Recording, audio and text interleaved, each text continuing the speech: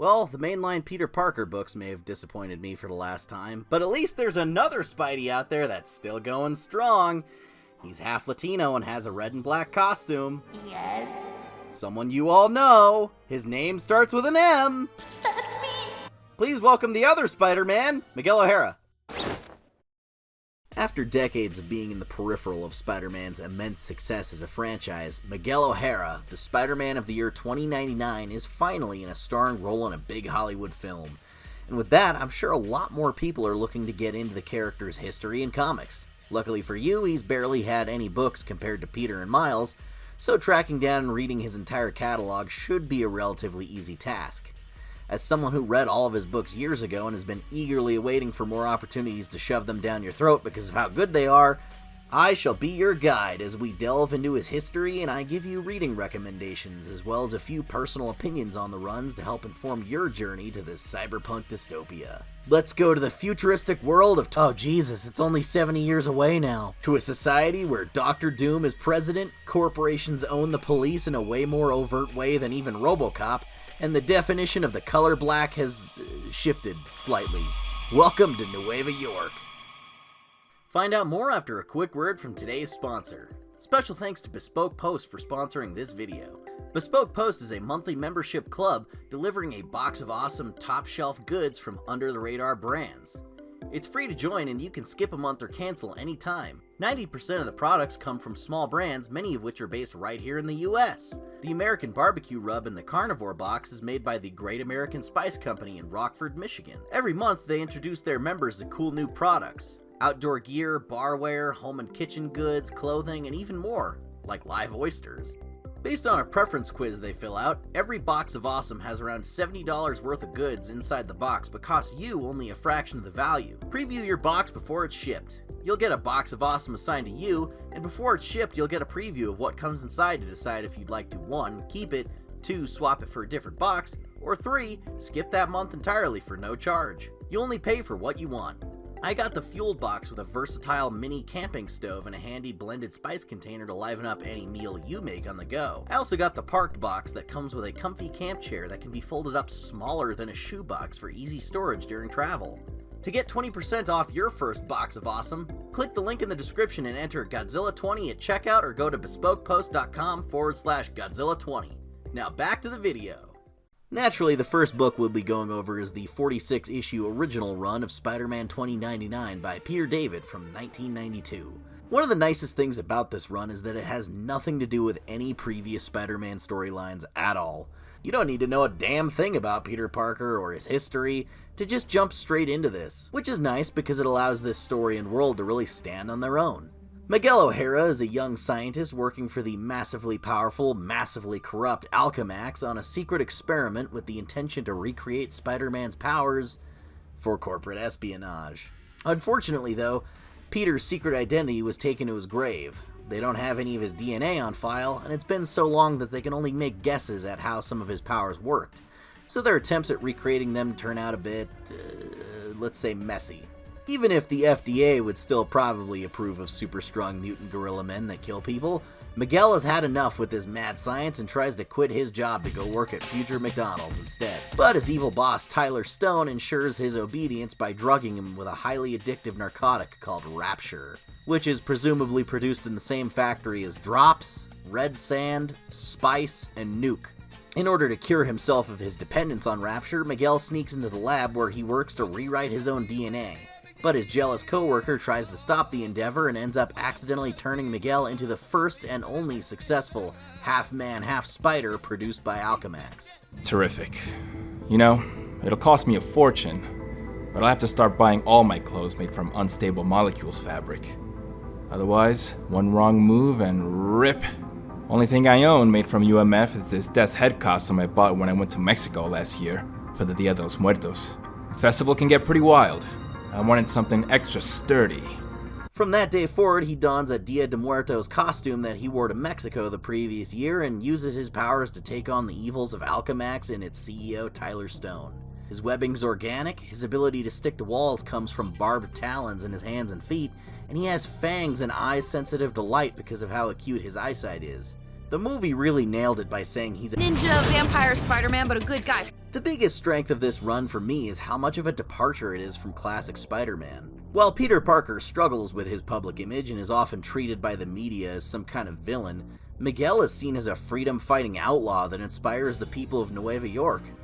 People in the streets dress up as him, which is ironically pretty easy because his costume is store-bought and not something he made himself, and they protest Alchemax and the corporate police known as the Public Eye, with his image as a symbol of battling oppression. Not only that, but Miguel's personality from the jump is so distinct from Peter's. He gets his powers as a grown adult rather than a teenager, and he's much more of a cynic than his superhero namesake.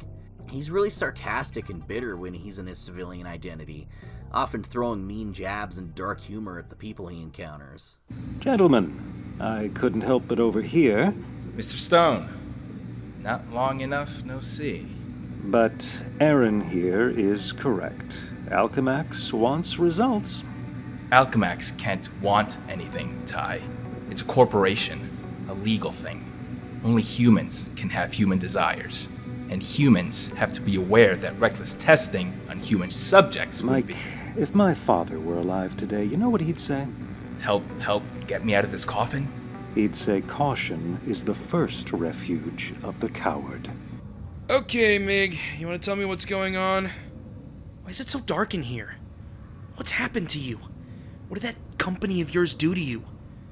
Dana said you were strung out on Rapture. Whatever happened to... Hi, big brother. How's it going? Why are you mumbling? Because I've grown fangs. And if I open my mouth too wide, you'll see them. Now will you shut up a minute? Haha, very funny. So, you think to defy he who is called Bloodhammer? I thought it was Bloodsword. Or just BS for short. Not anymore. See? Here's the hammer. Here's the blood. Bloodhammer. Whatever. But when he puts the costume on, he's all business and he takes his role as a superhero very seriously. It's a really cool reversal of Peter's wisecracking shtick. He's a really well-defined character, and it makes it all the more exciting to read a Spider-Man book that's so divorced from the conventions of the original. Nothing about Miguel is trying to recreate Peter at all. He's just so much his own thing. During this 45-issue run, Spidey bumps into a few other $20.99 books from around the time for crossovers and cross-promotion. So we gotta add these to the list too, just to clarify the story stuff during the Fall of Hammer event arc. Some might say it's important to keep up on that to get the full story, and it's some nice additional world building for $20.99, so you know what other characters are running around there. But you can mostly just get the recaps for Miguel's main issues too if you really don't want to get bogged down in the event. After his initial 46-issue run, the popularity of the $20.99 line of comics started to dwindle as several of its writers, including Peter David, quit writing these books to protest Joey Cavalieri being fired from Marvel. You can tell something shifted near the end because the last 2 issues of the original run had a different writer from the rest of the book, and Miguel's suddenly quipping like Peter, and nothing really feels right. Plus, much like the other big Goblin-related story arc from just before this, a new writer came in and accidentally screwed up the big reveal of the mystery Goblin villain's identity, and picked a character who it was never intended to be. Can't believe this happened twice back then. Spidey and the rest of the $20.99 folks were wrapping up most of their books. A lot of these characters having been killed off by Dr. Doom, including like Hulk $20.99 and kind of Punisher $20.99. He's a little confusing. All of the surviving $20.99 heroes had their books folded into a single comic called $20.99 World of Tomorrow that ran only for 8 issues before being canceled. If you're going for completionists, then I'd throw this one in too, since it directly follows up the end of Miguel's book, but it also follows up everyone's books. So there's a lot of other characters here like X-Men $20.99 and an allegedly time-traveling Fantastic Four, and it can get a little hard to keep up with if you're not informed about everything going on with those characters as well. Personally, I found it hard to get into because there was just so much going on and Spidey gets so little page time compared to everyone else.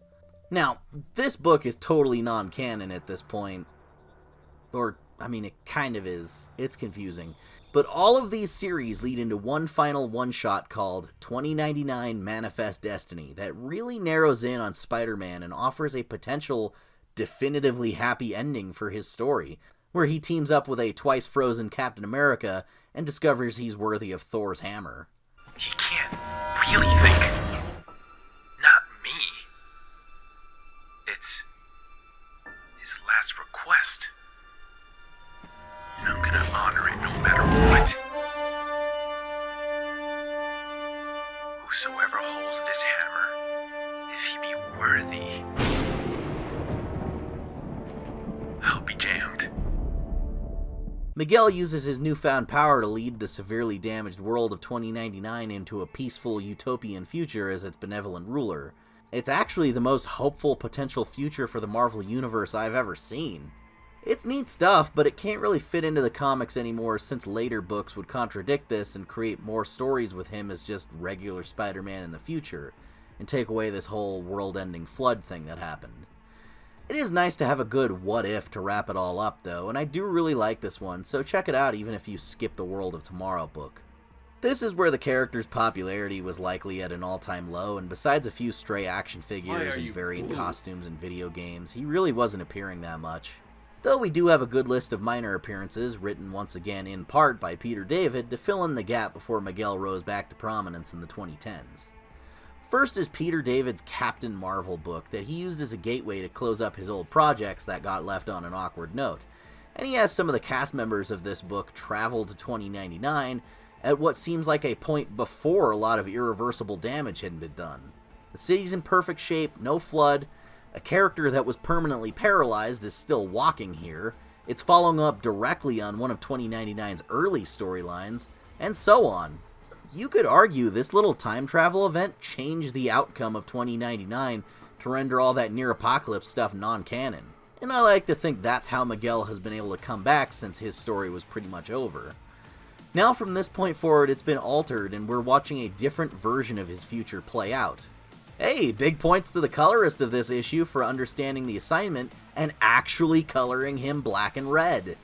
Hey, by the way, like any terrible running joke on this channel, I've turned that into a t-shirt, so go hit that link in the description if you want to grab one. Anyway, yeah, this is a neat little side jaunt, and even though I don't really know anything about Captain Marvel, this is by far one of my favorite stories to include Miguel because of the snappy script and the really fantastic art. But after that, an alternate Miguel has a stint as a member of the Exiles, a group of heroes from all around the multiverse that have been plucked from their home dimensions to save the day. Of all the non-Peter David written appearances of Miguel, this is probably my favorite because it captures his voice decently well, and it's just cool to see him on a team running around geeking out at the science of all these strange new worlds. Okay, we're outside space and time, surrounded by nothingness, so there's no vantage point from which you could see our exterior. Yeah, but my head hurts just thinking about it.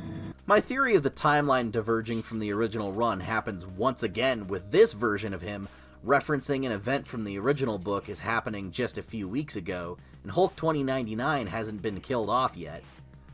I'm not sure where the exact point of divergence is, but this seals the deal of being a new variant of O'Hara that goes down a different path. So it's all uncharted territory now for Miguel's story going forward, and his time with the Exiles is really cool. This is the first time I've really tried to read any of the Exiles books, and it's a neat premise. I'm not sure why these guys aren't more prevalent at the moment, considering everything has to be about the multiverse stuff now. I'm sure there's going to be an Exiles show after the Kang Dynasty or whatever. This whole book does set up Miguel's Spider Society in the movies, because the Exiles run around trying to preserve the course of history in different universes to stop them from collapsing. And naturally, they're also kind of bad at that too. I definitely recommend this run, and all the issues too, not just the ones with Miguel front and center seeing cool stuff like the heroic version of Galactus or Counter-Earth. They have a story where all the Wolverines are united in a Spider-Verse-like event, and this was in 2006. Be warned though that the last 10 issues of this run switches writers and it starts to get a little messy in order to quickly wrap things up. Chris Claremont, I love you, but this was not your best work. And while this ends up being a divergent path for Miguel's story and isn't really canon to the mainline series, this version of him does show up again in later 2099 books and the first Spider-Verse event. But enough about the Exiles. Also, Time Storm is just another universe with a teenage Miguel, and it's not very good, so we'll skip over that, but, like, you know, it's right here if you want to check it out. Now we're going to talk about Miguel's triumphant return to the mainstream. First, it started with the double whammy of Shattered Dimensions and Edge of Time, creating a whole new generation of fans by introducing them to him and getting them even more confused about colors. Then Dan Slott, the writer of Shattered Dimensions, decided to pull Miguel back into the mainline Amazing Spider-Man comics during the Superior arc. After discovering he's Marty McFlying into nothingness, Miguel has to go back to the present day to stop his grandfather from being killed and erasing his family line. The heroic age. What have they done now? Look at all of those incursions into the fabric of space-time. Why would they do that? Are they insane? They broke all of time. But that's me. In the past. And I'm wearing that device. But I haven't put it on yet. I shocking hate time travel. Alright, so what's so special about 2013? He serves as a nice foil for Otto Octavius as Spidey because he's equally as grouchy but a lot more morally upright. You thought Miguel had some questionable superhero ethics. He's Superman compared to Otto, who is shooting villains point blank, creating an overly surveilled police state, and spanking his monkey to Peter's memories of MJ's butt. After Superior ended and Peter was restored to his body, Miguel was stranded in the present for Spider-Verse and even 2 more volumes of his solo book, once again penned by none other than Peter David. These 2 runs are great, if only because it's so satisfying to have Peter David writing this Spidey in the long term again, and having him encounter stuff in the present day that he'd never seen in his original series. Though after a while I do miss the world and setting of Nueva York, but with the ever-reverting status quo of Marvel Comics, you just know he'll get back there eventually. Another big drawback of this run is that the art style is like traced 3D models and tends to look a little stiff. And they color him so shocking blue! During the middle of this, he also gets sucked into all the dumb Secret Wars and Civil War II event stuff, so you can read those too for completion, but it's not necessary. Unfortunately, Miguel O'Hara's creator, Peter David, has had a lot of health issues in the last decade and has had less and less time to devote to writing comics. Currently, he's not doing so well, so if you get a chance, you should donate to his family's GoFundMe to help him get back on his feet. I met him and interviewed him at a convention a few years ago, and he was so incredibly nice and accommodating to my dumb, obscure questions and weird sense of humor. I was like 16 or 17 at the time, and he totally didn't have to give such in-depth responses to that dumb kid, but he was so kind.